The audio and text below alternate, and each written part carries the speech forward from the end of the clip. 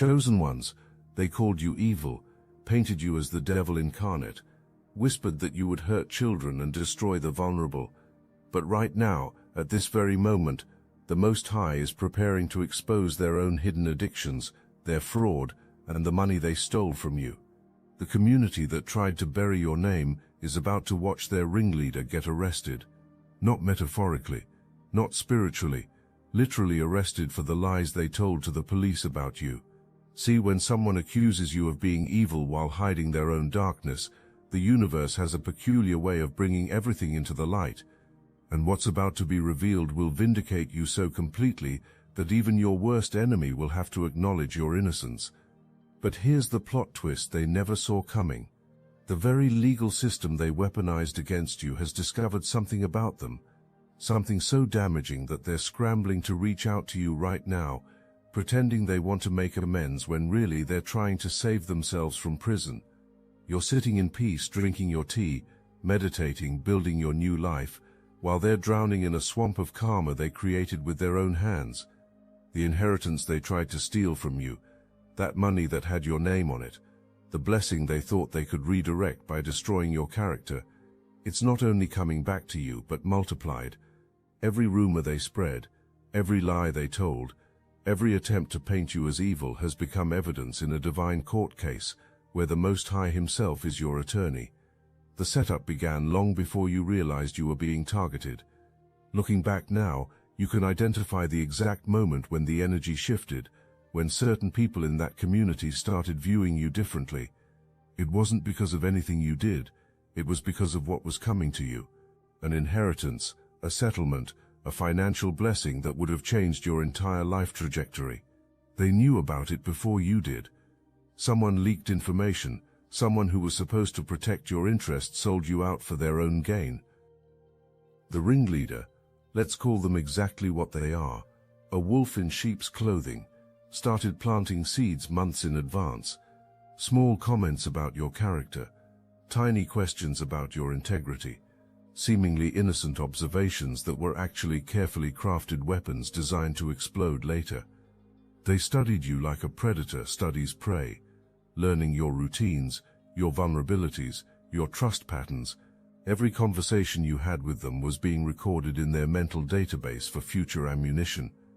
But while they were building their case against you in the shadows, the Most High was building your defense in the heavenly realm. Every false word spoken was being inscribed in a divine ledger. Every secret meeting where they plotted your downfall was being witnessed by angels taking notes.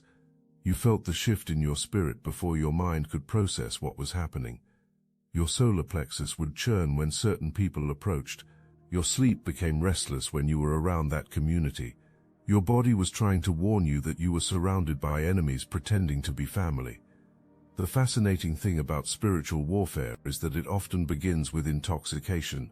Not yours, theirs. The original transcript revealed something profound about overindulgence and substances. These people accusing you of moral failure were hiding their own addictions, alcohol, pills, darker things they thought nobody knew about. They projected their demons onto you because confronting their own would have required a level of honesty they weren't capable of, so they needed you to be the repository for all their shadow material, the scapegoat for their collective darkness. The specific nature of their addiction ran deeper than substances. They were addicted to control, to power, to the ability to shape narratives and destroy lives. Every time they successfully turned someone against you, they got a hit of that power drug. Every whispered rumor that took root gave them a rush better than any chemical could provide. They were intoxication personified, drunk on their own perceived righteousness while swimming in actual depravity. When you started pulling away from their toxic energy, that's when the real campaign began. It wasn't enough that you were leaving quietly, trying to preserve whatever peace remained. Your exit had to be reframed as abandonment. Your self-preservation had to be recast as betrayal. The community needed a narrative that justified the evil they were about to commit against you. So they created one where you were the villain who deserved everything coming your way. The Whisper campaign was methodical. First they targeted the elders, the ones whose opinions carried weight. They shared concerns, not accusations, because accusations could be challenged. Concerns were nebulous, impossible to defend against. They were worried about your spiritual state. They had questions about your lifestyle. They heard things, saw things, sensed things that troubled them deeply. Each conversation ended with a request for prayer, making their gossip seem holy, their slander appear sanctified. Then came the isolation tactics. Suddenly, invitations stopped coming. Group messages excluded you. Events happened without your knowledge. When you did show up places, conversations would halt mid-sentence, eyes would dart, uncomfortable silences would stretch until someone changed the subject to something safely superficial. You were being systematically removed from the community while still physically present, a ghost among the living, visible but untouchable. The genius of their strategy was making you question yourself. Maybe you had done something wrong. Maybe you had offended someone without realizing it.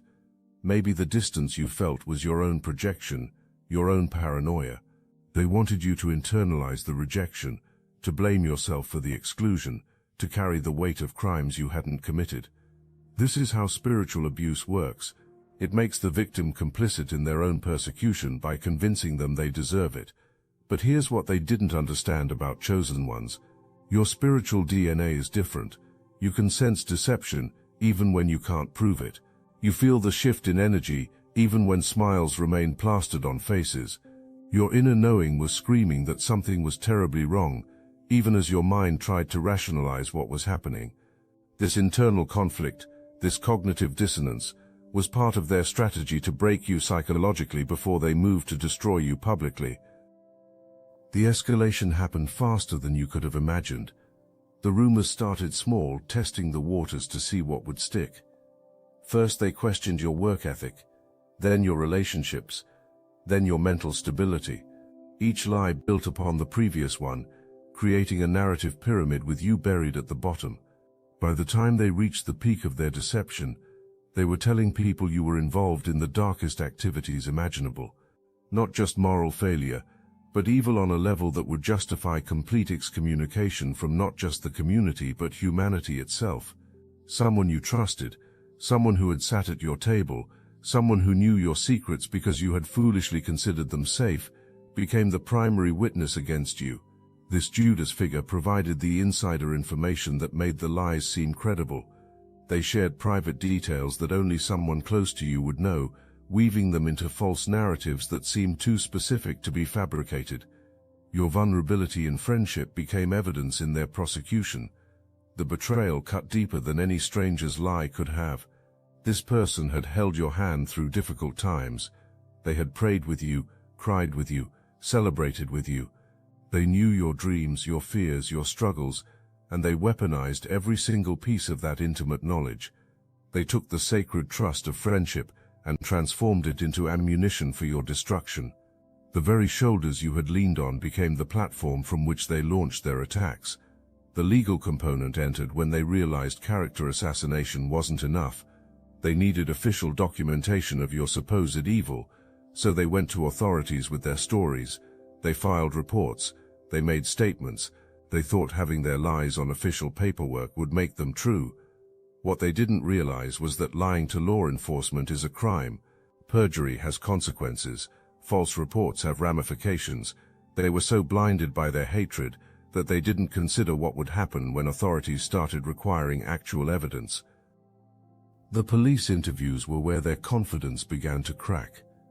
Officers trained in detecting deception started noticing inconsistencies. Detectives experienced in investigating real crimes recognized the patterns of fabrication. The stories that had seemed so solid when shared among willing believers began to crumble under professional scrutiny. Body language betrayed nervousness, details changed between tellings. The collaborative lie they had all agreed to support started fracturing when individuals faced potential criminal charges for their participation. Meanwhile, you were navigating life in survival mode. Every day felt like walking through a minefield. You didn't know who to trust, where to go, what to say. The community that had once been your foundation had become quicksand, and every attempt to find solid ground only made you sink deeper. The exhaustion wasn't just emotional or mental, it was spiritual. fighting unseen forces, defending against invisible attacks, maintaining sanity while others questioned it. This was draining your life force, but watch this divine chess move. While they were busy destroying your reputation, the Most High was preparing your vindication. The money they were trying to keep from you, it was being held in spiritual escrow, accumulating interest with every lie they told. The relationships they were destroying, they were being replaced with divine connections you couldn't have accessed from within that toxic environment. The character assassination, it was actually liberation from a limited identity that would have kept you small. The inheritance situation requires deep understanding. This wasn't just about money. Though money was the physical manifestation, this was about power dynamics, control mechanisms, and spiritual authority. If you received what was rightfully yours, you would no longer need their validation. You would no longer be under their influence. You could build something beyond their reach, create something outside their control. This terrified them more than your supposed evil ever could. The documentation they didn't know existed started surfacing. Bank records showing the rightful beneficiary, legal documents with your name clearly stated, witness testimonies from people they didn't know were watching. The paper trail they thought they had destroyed was being reconstructed by divine intervention. Every piece of evidence they thought was buried was being resurrected at exactly the right moment. So they crafted eligibility requirements for your blessing that you could never meet if their stories were true. They convinced key people that someone of your character couldn't possibly deserve such abundance. They created moral clauses and spiritual prerequisites that would disqualify you based on their fabricated narrative. It was brilliant in its malevolence, sophisticated in its simplicity. Destroy the character, forfeit the inheritance, make someone unholy, deny them their blessing. But divine inheritance operates on different principles than human distribution. What has your name on it in the spiritual realm cannot be redirected through earthly manipulation. Every attempt to steal your blessing was actually building your case for compensation. Every lie told to block your abundance was adding multipliers to your eventual payout. The universe was keeping meticulous records, and compound interest on suffering is calculated at rates that would astound human mathematics. The first crack in their facade appeared when authorities started asking follow-up questions. The stories that seemed so solid in community gossip sessions suddenly sounded hollow in official interrogations. Details didn't match, timelines didn't align, witnesses contradicted each other. What had been a unified front of accusation became a chaos of confusion when examined under legal scrutiny. The lies that flourished in darkness withered in the light of investigation. If this message hits your spirit, hype this video so more chosen ones like you can find it, because somebody needs to know their vindication is already in motion. The ringleader, the one who orchestrated this entire persecution, started showing signs of panic. Late-night phone calls to co-conspirators, emergency meetings to get stories straight, desperate attempts to manufacture evidence that didn't exist. They were learning that maintaining lies requires exponentially more energy than simply telling the truth. Every fabrication needed 10 more to support it. Every deception demanded increasingly complex explanations. The house of cards was swaying in the wind of divine justice. Then came the betrayal within their own ranks. Someone who had participated in spreading rumors suddenly developed something resembling a conscience, not because they felt bad about what they did to you, but because they realized they were being set up to take the fall. The ringleader who had promised protection was now looking for scapegoats. The unity built on destroying you was crumbling as self-preservation instincts kicked in. Rats abandoning a sinking ship. Except these rats were starting to talk. The information that emerged was damning. Documentation of premeditated character assassination, evidence of financial motivation, proof of conspiracy to deny you rightful inheritance. What started as their investigation into your supposed evil had transformed into an investigation of their actual crimes. The hunters had become the hunted. The accusers had become the accused. The divine reversal was so perfect, it could only be orchestrated by the Most High himself. Remember that intoxication energy from the original revelation, the overindulgence and distorted view. Here's where it gets interesting. The very things they accused you of were literally manifesting in their own households. The ringleaders' drinking problem, which they'd hidden for years, suddenly became impossible to conceal. Their financial fraud, masked behind community respectability, started surfacing in audit reports. The affairs, the addictions, the abuse, everything they projected onto you was being exposed in their own lives. The exposure wasn't random or gradual. It was systematic and undeniable. Their spouse discovered the hidden bottles. Their employer found the embezzled funds. Their secret life became public knowledge. The careful image they had maintained for decades crumbled in weeks. Every skeleton in their closet decided to dance simultaneously, creating a macabre performance that the entire community was forced to witness. This wasn't coincidence. This was divine justice operating with surgical precision. Every lie they told about you became a prophecy over their own household. Every character assassination attempt became a suicide mission for their own reputation. The universe has a poetic sense of justice, and the poetry being written was an epic about the fall of false accusers and the rise of the falsely accused. The community that had so readily believed lies about you was now witnessing truth about them. The same people who whispered about your supposed evil were now whispering about their confirmed crimes. The shift in narrative was happening so fast that people couldn't keep up. Those who had participated in spreading rumors were now frantically trying to distance themselves from the ringleaders. Nobody wanted to be associated with the exposed frauds who had deceived an entire community.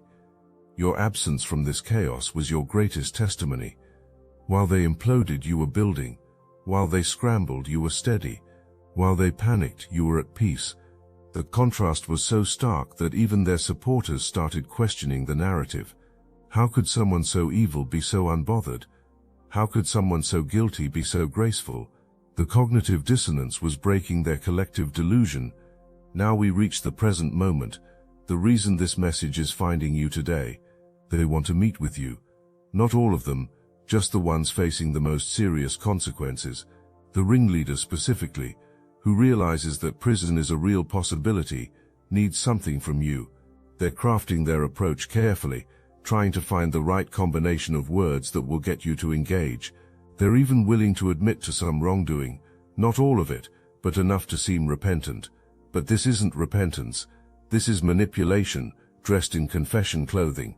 They need you to validate their new narrative where everything was just a misunderstanding. They need you to sign something, say something, do something that will absolve them of legal liability. They want to use your forgiving nature, the very grace they mocked, as their get-out-of-jail-free card. The audacity is almost admirable if it weren't so absolutely disgusting. The approach will come through an intermediary first. Someone who wasn't directly involved but wasn't exactly innocent either. They'll test the waters, see if you're receptive to reconciliation. They'll use spiritual language, talk about forgiveness and moving forward, quote scriptures about unity and peace. They'll make it seem like you're the one holding on to the past if you don't immediately embrace their sudden desire for resolution. If that doesn't work, they'll try the direct approach. The ringleader themselves will reach out, probably with a long message about how they've been thinking and praying. They'll admit to some mistakes, careful not to acknowledge anything legally actionable. They'll suggest meeting in person, because some things are better discussed face to face. What they really mean is some things are better discussed without written evidence. The desperation in their approach will be palpable but disguised. They'll fluctuate between subtle threats and excessive flattery. One moment reminding you of what they could still do if pushed, the next moment praising qualities in you they previously denied existed. They're throwing everything at the wall to see what sticks, what combination of manipulation might work on you now. But here's what they don't understand. The verdict has already been rendered in heaven's court. Your vindication isn't dependent on their confession. Your blessing isn't contingent on their cooperation. Your future isn't connected to their validation. The Most High has already signed the release papers for everything they tried to hold hostage. The inheritance, the reputation, the relationships, everything is being restored with interest. The legal situation they created for themselves will proceed without your participation. You don't have to lift a finger for justice to be served. The authorities have everything they need. The evidence speaks for itself. The lies they told are documented. The conspiracy they orchestrated is exposed. Whether you forgive them or not, whether you meet with them or not, whether you acknowledge them or not, the consequences of their actions are already in motion. Your silence throughout this ordeal has been your superpower. They expected retaliation that would validate their narrative about your evil nature. They prepared for a war that never came. They built fortifications against attacks you never launched. Your refusal to engage at their level of warfare completely destabilized their strategy. You can't fight an enemy who won't show up to the battlefield you've chosen. This silence continues to be your strength. You don't owe them a meeting. You don't owe them forgiveness on their timeline. You don't owe them anything that would compromise your peace or position. The grace you've maintained isn't weakness they can exploit. It's a strength they can't comprehend. You've already won by refusing to become what they accused you of being. Now let's talk about what's coming to you, because this is where the story gets really good. The financial blessing that was originally yours, it's been multiplying in the spiritual realm every single day they delayed it. What might have been thousands has become tens of thousands. What might have been tens of thousands has become hundreds of thousands. The universe doesn't just repay, it compounds with interest rates that would make Wall Street weep. But money is just the beginning. Opportunities that were blocked are about to flood in.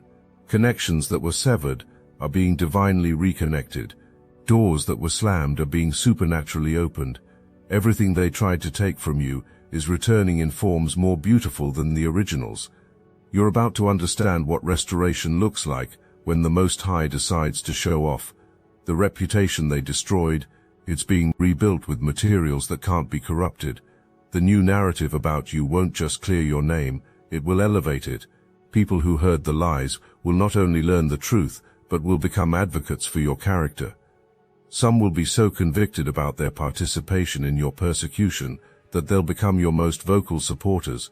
The very mouths that cursed you will be compelled to bless you. Your spiritual gifts that were suppressed in that toxic environment are about to explode with power. The prophetic dreams will become clearer. The intuitive knowing will become sharper. The healing ability will become stronger. Everything they tried to bind is being loosed with accumulated force. You're about to walk in a level of spiritual authority that would have terrified them, which is exactly why they tried to destroy you before you realized who you really were. The investigation has revealed more than just lies about you. It's exposed an entire network of corruption within that community. The financial fraud goes deeper than one inheritance. The moral failures involve more than one family. The spiritual deception has infected the entire leadership structure. What started as an investigation into their claims about you has become an investigation into their entire operation. Documents are being discovered that reveal years of financial manipulation.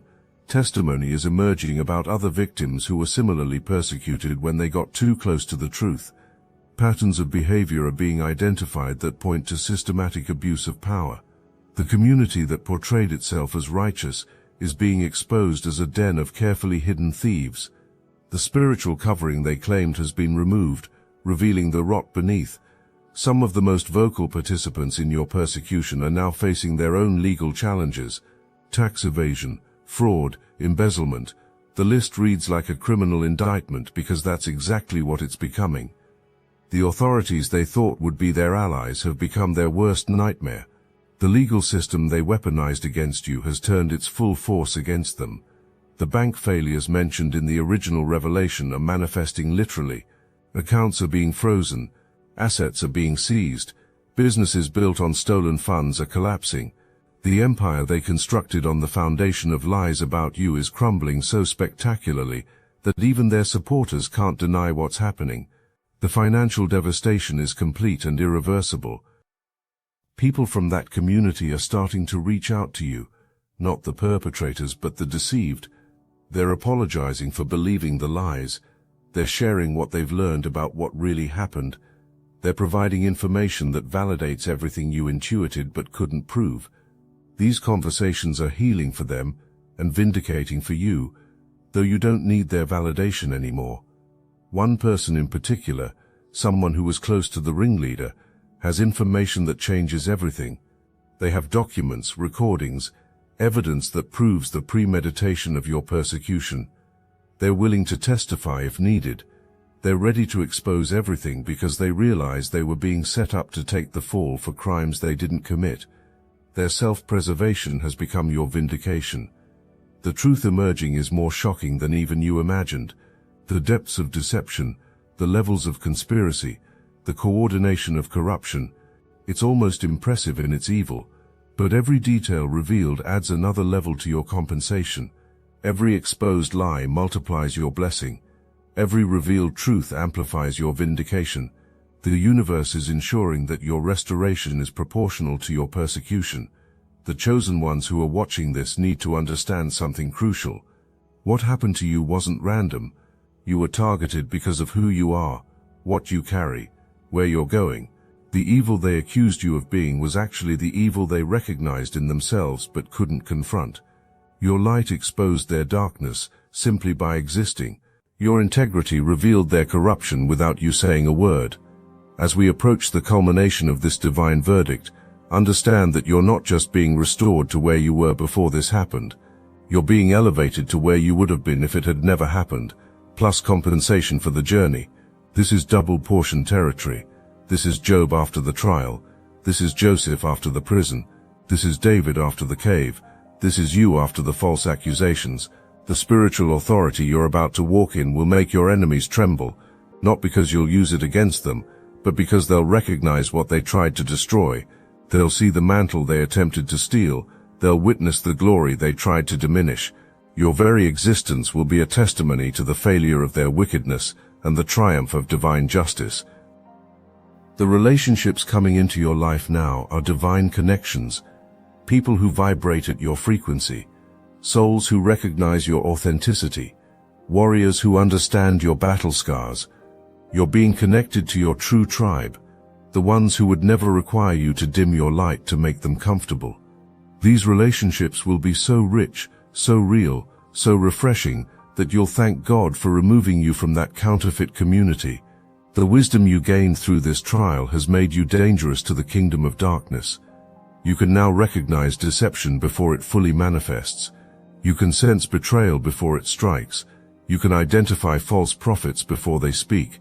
You've been through the advanced course in spiritual warfare, and you passed with honors. The enemy will think twice before targeting you again. I must interrupt this transmission for just a moment. Are you really chosen? Prove it. It's easy to watch videos about chosen ones. It's another thing to put yourself to the test. If you're still here, that means something. But talk is cheap. Real chosen ones take action. That's why I built Destiny Engine. It generates personalized sequences that help you rewire betrayal into transcendence, turn isolation into sacred power, and transform their downfall into your rise. We are using the Dark Elite's own weapons against them, taking their declassified consciousness technology that programmed competition and scarcity and repurposing it to serve divine justice. You put on the headphones, press play, and watch your enemies choke on the rope their own lies created. If you're done consuming and ready to prove you're chosen, start your Destiny Engine for $1 today. Join the Obsidian Inner Order live checks and watch divine justice accelerate in your life. Link in the description. Here's the truth they never wanted you to know. You were never evil. You were never what they said you were. You were dangerous to their dysfunction. You were a threat to their deception. You were a light that exposed what they wanted to keep hidden. They didn't hate you. They feared you.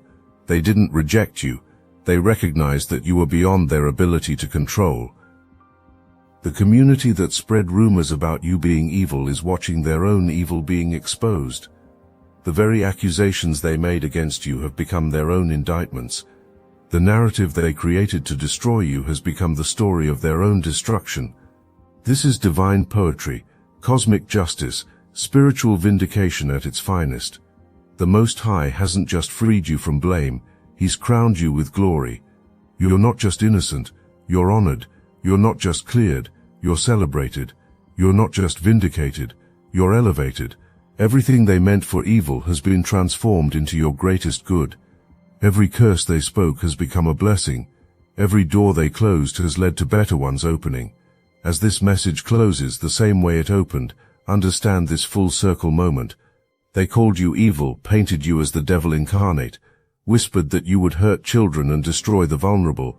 But now, right now, at this very moment, the Most High has exposed their own hidden addictions, their fraud, and the money they stole from you. The ringleader they followed is facing arrest. The community that rejected you is witnessing the collapse of everything built on lies about you. You won, not through fighting but through faith, not through retaliation but through resilience, not through hatred but through grace. Your victory is so complete that even your enemies will have to acknowledge it. Your vindication is so thorough that even doubters will believe it. Your blessing is so abundant that even critics will be silenced by it. This is your season, chosen one. Walk in it fully, own it completely, celebrate it thoroughly. The Most High has spoken your vindication into existence, and what He has declared, no human can overturn. You are free from blame, you are clear of all charges, you are vindicated in every realm, you are chosen, and that choosing has been validated by the highest court in existence. The community that tried to destroy you is learning a lesson they'll never forget. You don't come against the chosen ones of the Most High without facing divine consequences. You don't spread rumors about evil when you're harboring evil yourself. You don't try to steal blessings that have divine names on them. You don't persecute the innocent and expect to prosper. Your story will be told as a testimony to others walking through false accusations. Your victory will inspire chosen ones who are currently in the fire. Your vindication will give hope to those who feel hopeless. You didn't just survive this for yourself, you survived it to show others it's possible to emerge from the worst persecution stronger than ever. Welcome to your vindication season. Welcome to your restoration chapter. Welcome to your multiplication moment. The Most High has freed you from blame, and that freedom is permanent, irrevocable, and divinely protected. Nobody can ever successfully come against you again. Your protection is sealed, your blessing is secured, your future is guaranteed. Walk forward knowing that the same power that vindicated you is going before you. Every step you take is ordered. Every door you approach is already opening. Every blessing with your name on it is finding its way to you. You are free, you are chosen, and you are victorious. This is your time, and nobody can take it from you. The evil they accused you of has boomeranged back to expose their own. The community that spread rumors about you is drowning in the consequences of their lies. And you're rising like the phoenix from ashes they thought would be your grave. This is divine justice, and it's beautiful to witness.